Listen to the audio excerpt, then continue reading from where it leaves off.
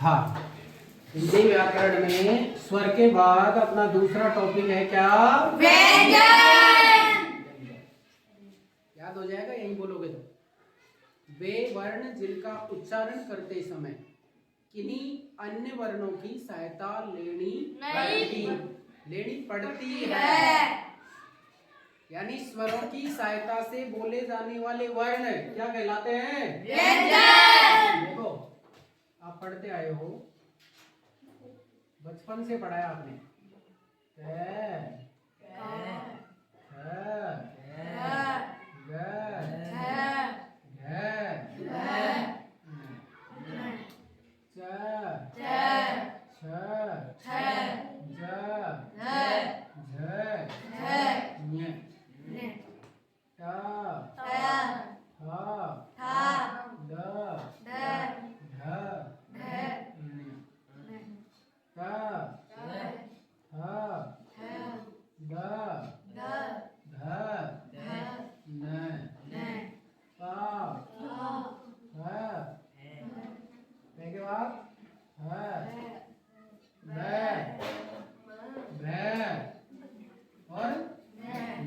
देखो, ये गिन के बताओ कितने वर्ण हो गए? कितने हो गए? 25। 25। इस वाले वर्ग को बोलते हैं कै वर्ग। क्योंकि इसकी शुरुआत किससे हो रही है? कैसे। इस वाले को बोलते हैं क्या बोले? वर्ण नहीं, वर्ग। इस वाले को बोलेंगे टै वर्ग। कौन सा वर्ग? टै वर्ग। इस कौन सा? बोलने में अंतर तो होना चाहिए। टै बोल रहे हो, टै बोल रहे हो? तै वर्ग। इसके बाद पै वर्ग। क्लियर? अब देखो आगे, यहां से लेकर इस कैसे लेकर और इस मैं तक, कैसे लेकर मैं तक कुल कितने वर्ण हो गए? 25। कितने वर्ण हो गए? 25 वर्ण है। और ये 25 वर्ण जब हम बोलते हैं तो हमारी जीभ कहीं न कहीं टकराएगी, टच करेगी, अड़ेगी, चाहे किसी को भी बोल लो। हम अपन प्रैक्टिकल देखेंगे कि कहां पर टच करती है। ठीक है, जब टच करती है तो टच को बोलते हैं स्पर्श। क्या बोलते हैं? स्पर्श। तो ये जो 25 वर्ण है, ये 25 वर्णों को क्या बोलते हैं? स्पर्शी वर्ण। क्या बोलते हैं?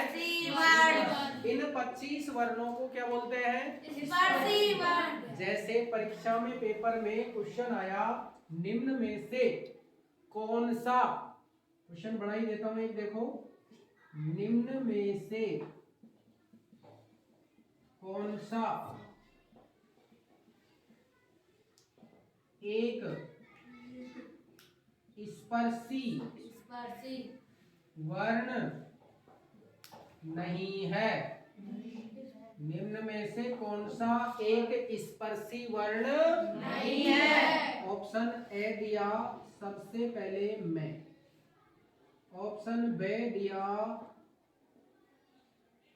ऑप्शन बे में दिया दे, ठीक है, ऑप्शन सी में दिया ये, क्या दिया? ये।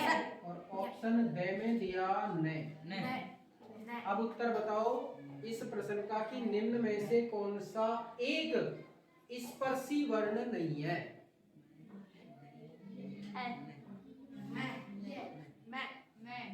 कौन सा? मैं तो ये रहा स्पर्शी वर्ण। ये भी है, ये क्या?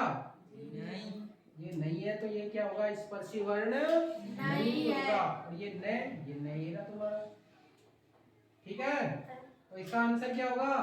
से का मतलब ये एक स्पर्शी वर्ण नहीं है। अब आपको याद रखना है, कैसे लेकर मैं तक जितने भी वर्ण हैं वो सारे के सारे वर्ण क्या होंगे? स्पर्शी वर्ण होंगे, स्पर्शी व्यंजन होंगे। अब स्पर्शी व्यंजन में मतलब क्या है कि जब इसको अपन बोलेंगे ना तो ये ध्वनि हमारी कहाँ से आएगी? कंठ से। कहाँ से आएगी? कंठ से। बोलो देखो क ख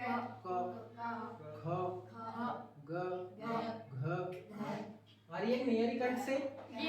तो इन सभी वर्णों को कंठ वर्ण बोलते हैं। क्या बोलते हैं? कंठ वर्ण। ये इनकी सबकी ध्वनि जो आएगी वो आएगी तालु से। च छ खाए छ तालु। ऊपर वाला जो हमारा जबड़ा है इसके सामने टकराएगी जीभ। बोलो देखो जीभ कहाँ जाके टकराए? दांत के जस्ट ऊपर देखो देखो।